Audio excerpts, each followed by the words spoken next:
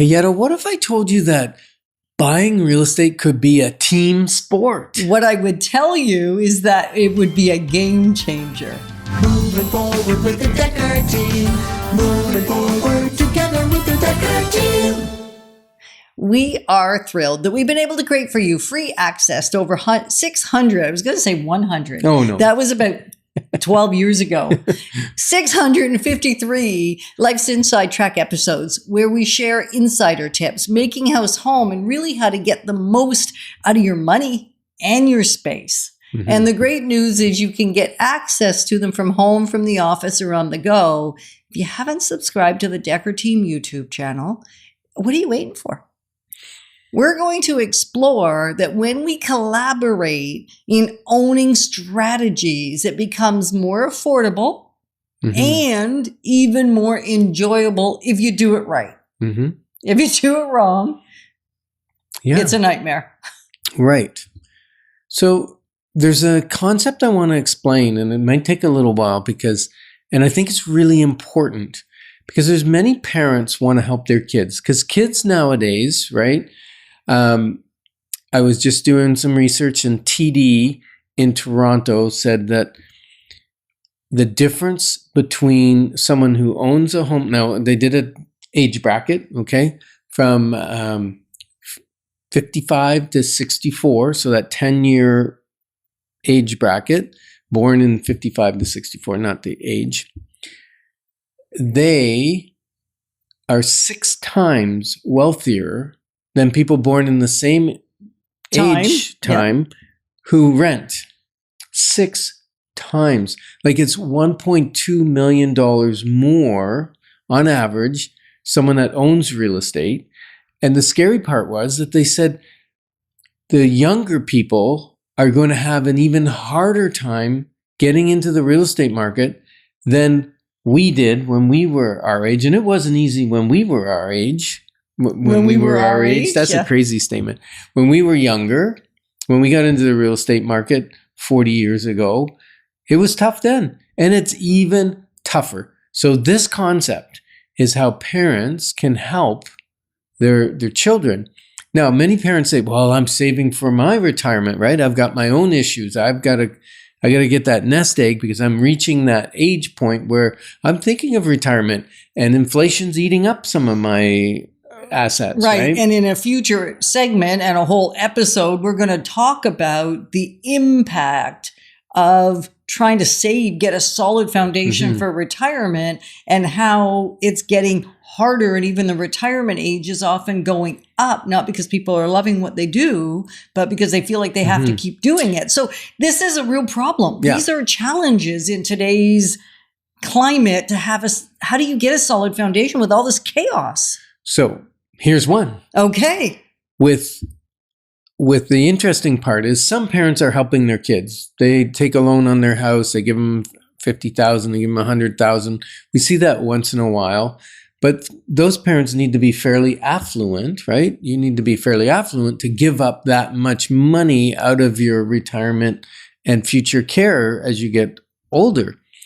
Now, what the new idea is, because a lot of people want to start investing in real estate. Well, what better thing to do than invest it with your child?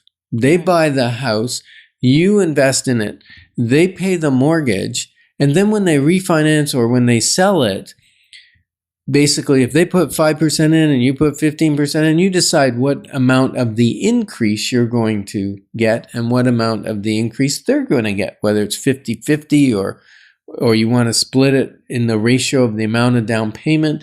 Maybe you got a cosign for them. The point is, then you go on title and you get a percentage of the proceeds when it sells. So you're actually investing for your retirement and also investing in your children that they have a hand up to get started. Right, because we all need a roof over our heads so they can keep paying rent or they can get into the housing market. And if you can help each other do it, I mean, how brilliant. But these are strategies that weren't necessarily needed when the housing affordability was easier. I mean, you're right. We said it was hard, but it was easy compared to what it is now. Yeah. And you know what? it's even more important to have a great real estate team on your side that understands concepts like this, that can sit down with you and have a consultation, that can guide and protect and support you along the way with the goals for yourself and for your family. And like we said in the previous segment, there are 90% of millionaires own real estate.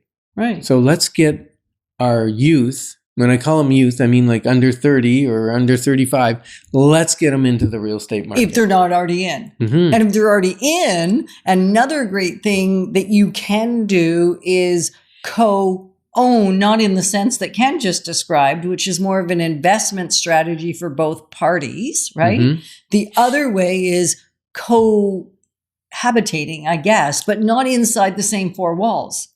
Inside a duplex or inside a triplex. We just had a family not long ago, you know, part of the family, the married couple live in this side, and the mom and her mom lived in the other side. Well, they bought it so they could both live 3 generations. 3 generations in a duplex, and everybody felt like they had their own space.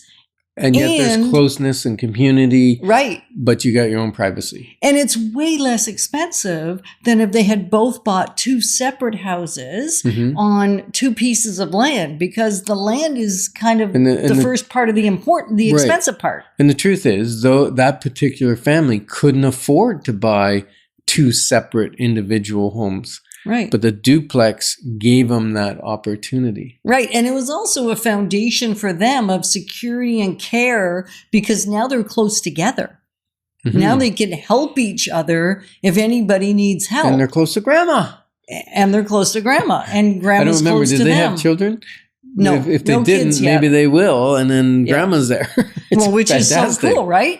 So there are creative ways to do this. It doesn't have to be the way it's always been, or the way your parents did it, or the way your siblings did it. You can do it differently today. There's a couple of others. Yeah, I think setting realistic expectations. You know, some people go, well, look at what my parents live in. I want to live in a house like that. Well, maybe your parents didn't start there. And it's a matter of getting in. We had a client once that, well, you know, like weeks ago, right? Well, they just needed to get into something. Right. So they bought a condo. It was not the house they wanted. This is a different client. We have so many of these clients. Yeah. The stories are prolific. So it wasn't their ideal, but they were in it for only, I think, 2-3 years. And then the market had gone up. Their income had improved. Their debt had gone down. And suddenly they've got the equity in there, and they went and bought the house of their dreams. Yeah. And it wasn't, there's a little bit of extra expense, but if they hadn't jumped in and bought that condo, I don't think they would have ever got their house of their dreams. Well, they wouldn't have, because they would have, unfortunately, stayed with the same spending habits that they had, and that was just kind of making it through, rather than their house building some wealth for them. Right? I mean, yeah.